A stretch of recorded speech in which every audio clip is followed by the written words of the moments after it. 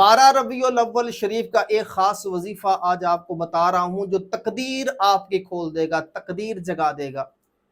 ये वीडियो लाजमी देखें 12 रबीउल अव्वल शरीफ से पहले और इसको याद भी करें और 12 रबीउल अव्वल शरीफ वाले दिन ये काम लाजमी करें। इंशाअल्लाह ताला एक तो सारा साल अल्लाह के फजल से रिज़्क में कमी नहीं आएगी, अमन रहेगा, सुकून रहेगा, अल्लाह की रहमतों का नज़ूल होता रहेगा। सिर्फ एक दिन ये अमल करना है आपने, तो इंशाअल्लाह पूरे साल का सुकून भी होगा, पूरे साल रिज़्क की फरावानी भी होगी, अल्लाह की रहमतों का नज़ूल भी होगा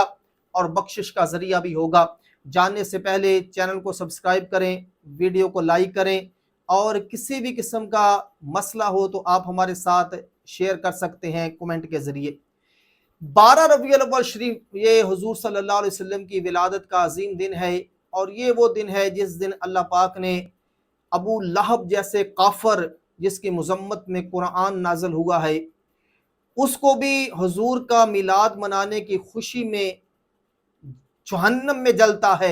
लेकिन फिर भी जहन्नम में जब हर सोमवार का दिन आता है तो अबू लहब जैसे काफर के अजाब में तखफीफ कर दी जाती है। इसी पर शेख अब्दुल हक मुहद्दिस देलवी रहमतुल्लाह अलैह फरमाते हैं और दीगर शारे बुखारी फरमाते हैं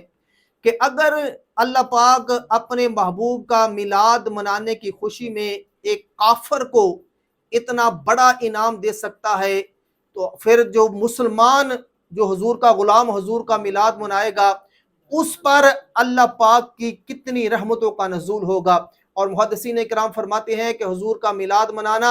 सारा साल बंदा अमन में रहता है, उस घर पर अल्लाह की रहमतों का नज़ूल रहता है और उनके रिज़्क में बरकत रहती है और ये जन्नत में जाने का अल्लाह के फजल से वसीला है हुजूर का मिलाद मनाना। इसलिए 12 रबीउल अव्वल शरीफ का यही वजीफा है कि जितना भी हो सके हुजूर का मिलाद मनाए। इंशाअल्लाह ताला सारा साल खुशियां ही खुशियां आपके घरों में आएंगी, रहमतें ही रहमतें आपके घरों पर नाज़िल होंगी।